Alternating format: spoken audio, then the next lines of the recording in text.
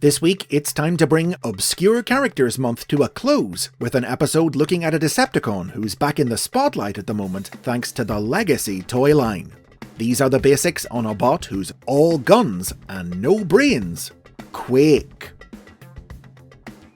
The original Quake toy was released in 1988 and transformed into a Leopard 2 tank.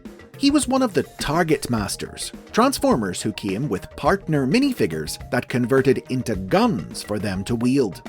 Like all the new 1988 Targetmasters, Quake had two partners, Tiptop and Heater, who, in addition to each transforming into a gun, could also combine into one large superweapon, or even take the place of Quake's tank barrel while he was in vehicle mode.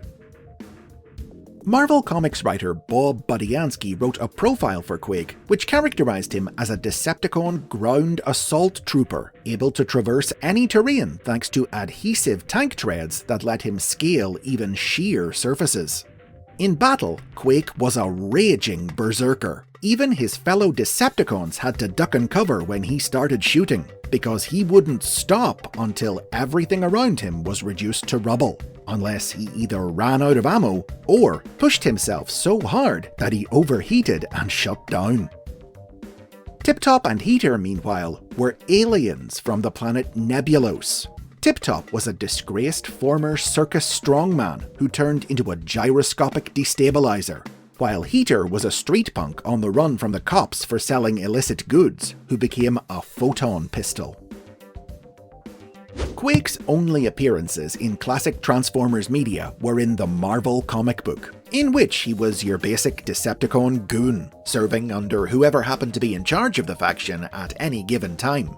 He first appeared in stories exclusive to the British version of the comic, fighting in gladiatorial combat for the amusement of the Decepticon rulers on Cybertron. He later made the jump to the American comic, showing up in the last few issues of the series to take part in the Transformers' battle against the Dark God, Unicron, then finally falling under the command of new leader Bludgeon and joining in his attack on the planet Clo. Quake continued to appear among Bludgeon's troops in the comic's 1993 sequel, Generation 2. But given that his toy had been discontinued in 1989, he was now a firmly expendable character, and so was killed off halfway through the series, blown to bits in a battle with an enemy faction of second-generation Decepticons. Given that he was never the most significant Decepticon, it came as a bit of a surprise when the official Transformers convention, Botcon, chose to bring Quake back in the first issue of the convention's exclusive comic book, The Wreckers, in 2001. This story was set during the events of the 1999 cartoon series, Beast Machines, and saw Quake resurrected by the Predacon, Megatron, to serve as a general in his Viacon army. His spark implanted into a new body that was designed to look like a recolor of the Beast Machine's Tankor toy. But Quake's return to life proved to be a short one, as he was destroyed by the elemental powers of the Maximal Tigatron at the end of the issue. For the next 15 years, Quake's appearances were very limited, amounting to little more than tiny cameos in a handful of comic books, and a surprising inclusion as a multiplayer character in the 2012 video game Fall of Cybertron, and its prequel, Rise of the Dark Spark. His most substantial role was a 2-page appearance in issue number 7 of IDW Publishing's 2009 Transformers comic, in which he tried to kill Starscream after his inept leadership left the Decepticons stranded on an asteroid.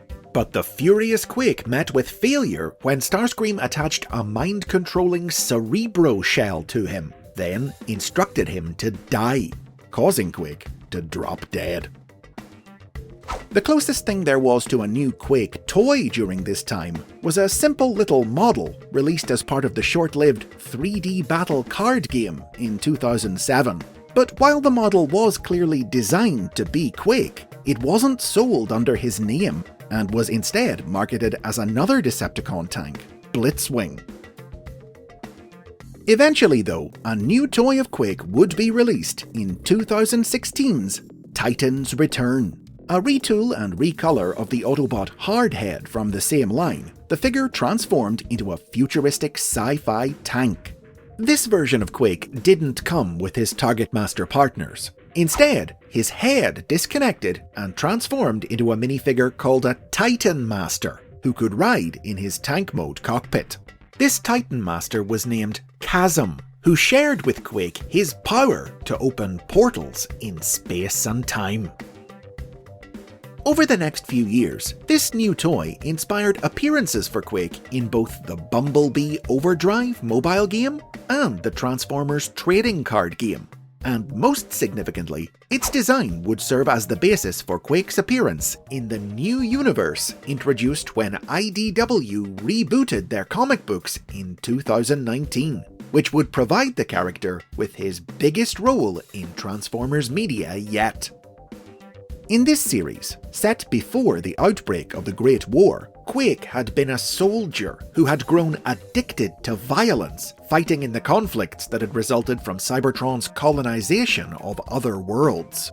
But with the planet now at peace, he had no outlet for his sociopathic tendencies, which led him to join up with the Rise, the terrorist organization that would grow to become the Decepticons.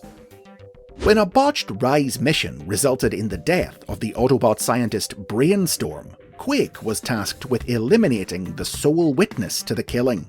However, Quake's murder of the witness was stumbled upon by the young Transformer, Rubble, leading Quake to also kill him in an effort to cover his tracks. An Autobot manhunt for Quake ensued, and he was eventually tracked down and apprehended.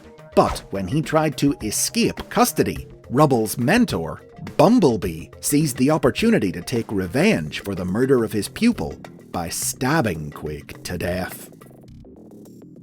Most recently, another new Quake figure was released in the Legacy toy line in 2024.